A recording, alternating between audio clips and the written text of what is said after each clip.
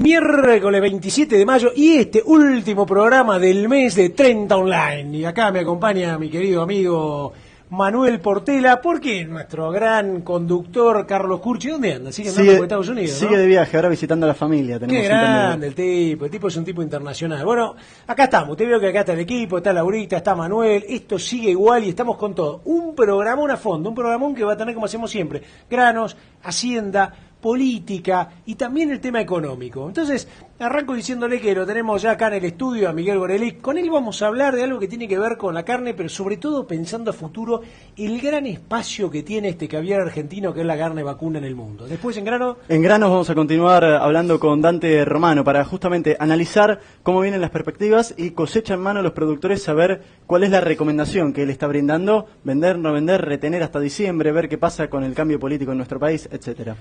Estamos con Manuel Font. Manuel Font, vamos a ver la parte política. Con él vamos a analizar un poquito lo que viene y todo, más desde esa percepción y sobre todo, como él, miembro de Global Tecnos, trabaja mucho con lo que es todo el segmento y el mundo del campo y los agronegocios. Vamos a estudiar también el voto del campo y ya arrancamos ahora con Matías Carugati. Con Matías Carugati nos metemos de lleno en el momento económico. Matías, ¿qué tal? Un gusto tenerte acá. Gracias a ustedes por la invitación. Bueno, como vamos a hacer un poco de economía y política, porque Management and Fit trabajan ustedes ambas cosas. Lo primero que te voy a preguntar es, a mí hay una cosa que me sigue, como haciendo ruido y es esta paz cambiaria, ojalá, ¿no? Pero esta paz cambiaria, esto de la inflación, pero a los golpes, porque el 9 de junio vamos a tener una demostración, de a ver si se puede mantener las paritarias al 27 o alguno va a sacar las pladas a los pies del plato. Macroeconómicamente, ¿cierra que podamos llegar hasta el 10 de diciembre, sin mover ninguna variable macroeconómica? Mirá, yo creo que primero habría que pensar llegar hasta las elecciones y hasta ahí, hasta las generales de octubre. Creo no hasta que... las PASO. No hasta las PASO. Las ves como no, son primarias. A partir de ahí va a haber otra etapa, se abre una nueva etapa más estratégica, si se quiere, en cual los candidatos van a ver cómo se posicionan para llegar a las generales de octubre con chances. Pero me parece que la clave va a ser las de octubre, porque ahí sí ya va a quedar definido posiblemente si se da una primera vuelta quién es presidente, o si hay una segunda vuelta en noviembre. Bueno, hay otra ronda más, pero yo digo, hay que pensar primero en octubre, que es a donde me parece que están apuntando todos los cañones desde el gobierno, y después a partir de octubre se abre una nueva etapa, porque ahí no solo vamos a tener una economía que va a estar influenciada por la propia situación, por lo que haga el gobierno, sino también por lo que esperemos que vaya a ser el próximo presidente. Claro. Que ojo, si va a segunda vuelta, en realidad se estiraría hasta noviembre. Claro, vas a seguir hasta noviembre. Se estiraría hasta noviembre. En una segunda vuelta lo estirás hasta noviembre, y ese periodo más volátil entre las elecciones y la asunción del nuevo presidente se achicaría un poco, pero de todas maneras va a ser un periodo volátil que puede tener cierta, como te decía, volatilidad por ser redundante, pero puede ser complejo, porque no solo estamos pensando de qué puede pasar en materia de inflación, sino sobre todo en algo muy importante para el campo, el tipo de cambio.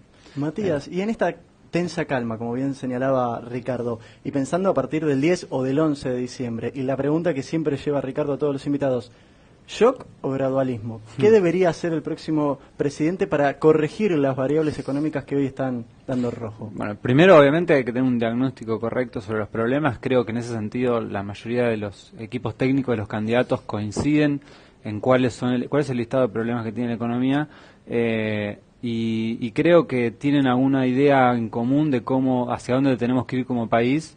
No hay grandes diferencias en la visión de mediano largo plazo. El tema es, como bien decía, shock o gradualismo. Ahí los campos se dividen, o los bandos se dividen en dos.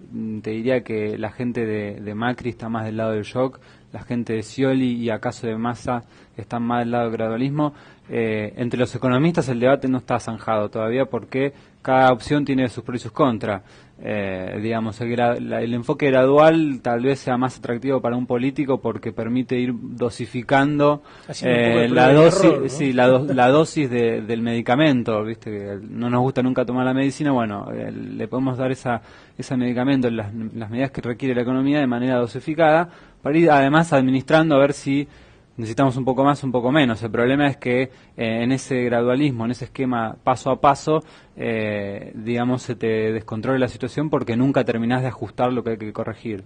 Y del otro lado del shock, haces todo el ajuste desde el principio, es políticamente muy costoso, socialmente puede terminar siendo costoso también, porque hay que decirlo, un ajuste de shock mal hecho, mal implementado, tiene costos tremendos. Y en definitiva te puede te puede terminar desestabilizando todo el esquema político-social, aun cuando recién hayas asumido el 10 de diciembre. ¿No es factible que vos, teniendo tanto tiempo, tantos economistas pensando, y acá te pregunto a vos como economista, como alguien que tiene todo un equipo, digamos, ¿no? Imagínate si vos tenés este equipo, lo que debería ser el equipo de Macri, de Scioli o de Massa, me imagino, ¿no? Un montón de cerebros. A ver, ¿cómo me impacta en la parte social? ¿Cómo me impacta en la parte de los gremios? ¿A quién vamos a poner de canciller? ¿Qué vamos a hacer con las embajadas para lograr credibilidad, traer guita? ¿Qué vamos a hacer con gente como Miguel Gorelick para que nos ayude a pensar cómo salimos a exportar 1 millón de toneladas y no nos quedamos con menos de 200.000? Y todo eso me parece que hecho de manera de shock, ni siquiera necesitaría un Excel. Me parece que es como que si vos toda esa medida la haces bien, estás enfrentándote a un mundo, mostrando un mensaje de Argentina hasta acá y avanza, y en un mensaje de subo un poquito pero no tanto. El cepo voy a ver qué hago, y tenés el cepo. Me parece que esas cosas como que van a traer mucho menos capitales internos y externos, ¿no? Obviamente la cuestión de financiamiento externo es clave porque te permite compensar los costos del ajuste. El tema es, digamos, qué cosas tenés que hacer para atraer el capital, qué cosas tenés que hacer al principio. Algunos lo que están planteando, y me parece bastante razonable, es ciertas medidas aplicarlas desde un comienzo para generar credibilidad, para generar confianza y dosificar donde se pueda. El tema, por ejemplo, por un caso puntual, del cepo cambiario, uno dice, bueno, escucha a Mauricio Macri decir el 11 de diciembre levanto el cepo cambiario, es un poco, me parece que simplifica un poco el tema y en exceso, y mal aparte, porque levantar el cepo cambiario levantar el cepo así como viene, implica que también tenés que tener una devaluación muy fuerte para llevar el dólar a un valor más cercano a su equilibrio de mediano a largo plazo, que de acuerdo a los cálculos que vos hagas, pues está más cerca del dólar blue de hoy, entre 12, 13 pesos, que los 9 que cuesta hoy en el mercado oficial. Y llevar de 9 a 12 en pocos días, para el argentino promedio, que ve el dólar como el termómetro de cómo viene la situación, puede generar complicaciones. Más allá de que vos digas, es necesario para traer inversiones, ok, pero también tenés que cuidar el frente interno, manejar esto. ¿Qué problema te puede traer hoy? A ver, vamos a imaginar un escenario, ¿no? El dólar va y pega a lo mejor en 14. Voy a hacer totalmente, tirar la peor variable por ocurrir. El dólar se va a 14. Por supuesto, qué sé yo, aparece el tipo que lo quiere vender a 14 y alguno dice, no, mira, ya acabo de comprar, qué sé yo, seguramente se va a anclar en 12, 12.50, como decís vos. Bien, no estamos importando prácticamente nada.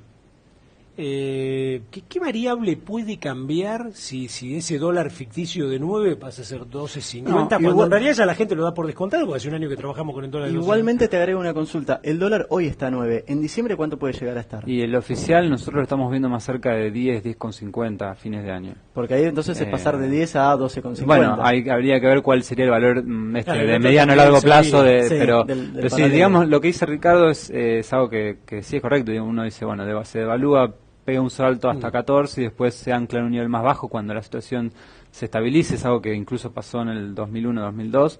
El tipo de cambio saltó y después bajó y se quedó alrededor de 3. Además vos abrís el cepo y automáticamente viene un tipo que quiere comprar campo y te viene con 100 millones de dólares. Viene otro que quiere poner una fábrica, 50 millones de dólares. El tema ahí con la devaluación, digamos, vos necesitas que esa devaluación se traduzca en una mejora en competitividad, con lo cual tenés que evitar que esa devaluación se traslade a precios. ¿Qué pasó en el 2014? El gobierno devaluó 16% en 2 días y ese salto, ese colchón de competitividad que ganaste, en menos de 10 meses ya se había perdido porque el gobierno no hizo más nada. Digamos, tenés que hacer todo un programa de estabilización para evitar que la inflación te coma esa ganancia, y ahí es donde, digamos, está la parte crítica, porque tenés que ajustar la política monetaria para hacerlo en llano. Tenés que subir las tasas de interés para evitar que el argentino, en vez de correr masivamente al dólar, se quede con la plata en los plazos fijos. Al mismo tiempo también tenés que dar señales del lado fiscal, lo cual implica muy probablemente quitar subsidios a los servicios tarifarios de energía y transporte, pero eso obviamente también es inflacionario, porque o por lo menos pega el salto de precios un salto, y eso se traduce en una inflación más alta. Entonces es una cuestión difícil donde la clave pasa por la credibilidad y la confianza. Obviamente que un shock creo que puede tener más probabilidades de éxito que lo haga alguien como Macri, que es distinto y ya llega con una ganancia de credibilidad y con un mandato de cambio muy rotundo.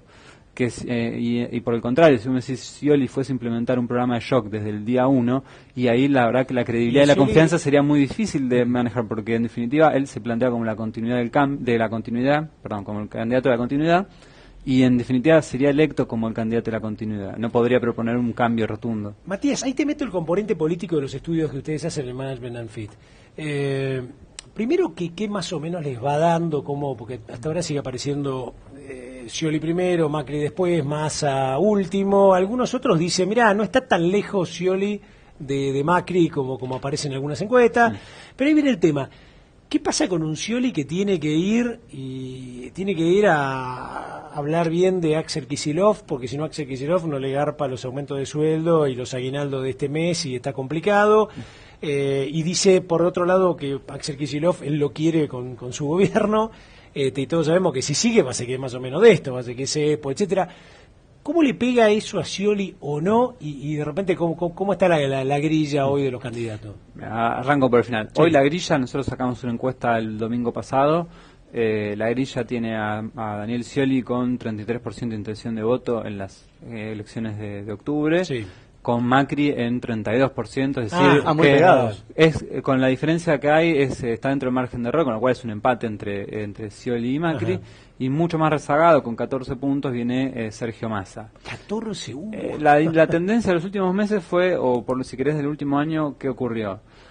Scioli se mantuvo dentro de todo estable, tuvo un pequeño descenso con el tema Nisman, que es lo que afectó a todo el gobierno durante enero, pero después con la economía estable e incluso con una cierta sensación de mejora que tiene la gente respecto a la economía, Scioli todos los meses fue ganando un poquito de intención de voto. En el último mes se mantuvo estancado en 33%. En el caso de Macri, es el espejo de Massa. Lo que fue perdiendo Massa en todos estos meses lo fue ganando Macri. Otros decían que era Macri el que era Scioli que se llevaba los votos de Massa. Para lo que nosotros estamos viendo es justamente que... O sea, son más parecidos los de Massa a por lo Macri. menos lo que fue perdiendo Massa desde el 2014 a hoy es el votante opositor que ve en Macri el representante del cambio. Es decir, quien quiere votar cambio se dio cuenta que Massa no era tanto como el cambio como lo es Macri. Entonces a Massa ahora le queda ya una base de votantes más repartida. Si antes era 2 votantes de opositores y uno oficial y uno más peronista, por no decir oficialista, ahora le queda mitad y mitad. Claro. Puede ser que esto del crecimiento de Macri se deba a la captación de figuras como, por ejemplo, Carrió y Reutemann, que en un primer momento estaba con Massa, y por el otro lado, ¿cuánto pueden llegar a pesar las figuras de los vice? Recordemos Cobos, recordemos Vudú, en el caso de Scioli, alinearse con Kicillof y terminar colocando a Kicillof como vice, Macri eligiendo a alguien del riñón o dando la sorpresa con Reutemann. ¿Puede llegar a variar negativa o positivamente en lo que son las encuestas? Positivamente no creo, digamos, el vicepresidente en general no se lo elige por los votos que traiga consigo, cuando en todo caso sería candidato a presidente si tuviera muchos votos. Digamos, el vicepresidente es alguien con una señal que querés dar de cuál es tu estilo de gobierno o a quién querés poner digamos, al frente del Congreso en la negociación con senadores, con los diputados, digamos. Por eso te mencionaba a Kicillof, justamente, lo que ya sí, te marcaría totalmente una tendencia. El vicepresidente no te puede sumar muchos votos, pero sí te los puede restar. Digamos que hoy por hoy, si vos pones a Axel Kicillof como candidato a vicepresidente en una fórmula con Scioli, probablemente Scioli pierda parte de su voto más independiente. El tema de Scioli es muy complicado, tiene un camino muy difícil de acá a octubre, porque no solo depende de que la economía se mantenga o incluso mejore, porque eso le daría más chances, sino también depende de lo que haga Cristina, las decisiones que tome Cristina, y también depende incluso hasta de Axel Kicillof, porque como bien le decía Ricardo, él necesita llegar a octubre con la provincia más o menos en orden, y para eso necesita que Kicillof le apruebe, por ejemplo, salir a tomar deuda, algo que todavía está en duda. Bueno, Scioli tiene un camino con muchas complicaciones, las cuales está tratando de sortear. Lo que pasa que cada decisión tiene costos. Si él se pliega más al gobierno, se pliega más a Kicillof, pierde parte del voto más independiente. El caso de Macri es distinto, él en realidad depende de sí mismo. La discusión por el vicepresidente es qué perfil le viene mejor en su fórmula. Algunos pujan por un candidato puramente del PRO, para mantener la pureza ideológica, por decirlo de una manera. Algunos piensan, bueno, tendría que, y en ese caso la discusión es si puede ser Rogelio Frigerio, que es alguien desarrollista, si puede Marcos Peña, que es alguien más joven, bueno, hay otros más. Después, del otro lado, el macrismo dice, no, tendría que priorizarse alguien o del peronismo o de nuestras alianzas con el radicalismo, de forma tal de dar una idea de que estamos unidos realmente, y ahí, bueno, se baraja el nombre de Reutemann, el nombre de Sanz. Y dentro del riñón te agrego a Esteban Bullrich, ministro de Educación porteño. Son los 3 nombres que se manejan del riñón: Frigerio, Sí, sí. Marcos Peña y Esteban Bullrich. Te hago la última, Matías. Dentro de las investigaciones que hacen vos, que manejás el equipo económico, ¿ustedes ven un 2016 en donde realmente la Argentina se apalanque? Porque mi sensación es que la Argentina es un Ferrari que puede salir a 350 kilómetros, que lo tenemos hoy con gasoil, los neumáticos gastados, y le pones un piloto de 60 años manejándolo, ¿no? Me parece que si nosotros cambiamos 3, 4 cosas, esto es un Ferrari que sale, no podemos estar detrás de Paraguay o de Uruguay, no porque ellos no lo merezcan, sino porque creo que nosotros tenemos más capacidad de poder producir cualquier producto, de generar valor agregado, de exportar más productos, de tener, qué sé yo, una agroindustria y una industria que puedan tener otro espacio, más trabajo. ¿Cómo lo evalúan ustedes para un 2016? Primero comparto el optimismo, me parece que el futuro del país tiene muchísimo potencial, no solo en lo que es agro y agroindustria, sino en muchísimos sectores, con lo cual uno tiende a ser más optimista respecto al mediano y largo plazo. El tema es que para llegar a ese, o cumplir con ese potencial, o alcanzar ese potencial, hay que tomar una serie de medidas y empezar a atender cuestiones que se fueron descuidando en los últimos años, y ahí me parece que el 2016 va a ser un año bisagra.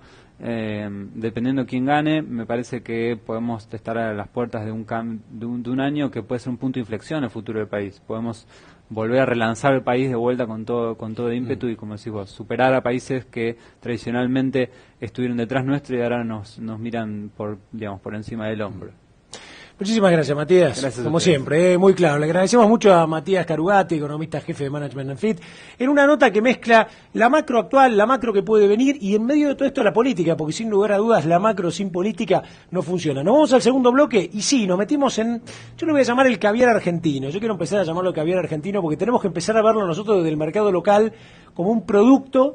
Como si uno va y se compra una latita o se compra un champán espectacular, bueno, ese es el producto. Tenemos que empezar a pensar que tenemos que ir buscando otras carnes y dejar espacio para que esta carne se exporte. Así que bueno, con Miguel Gorelik vamos a ver las oportunidades del mercado de carnes en el mundo. En 1 minuto y medio acá en... 30 online. Muy bien.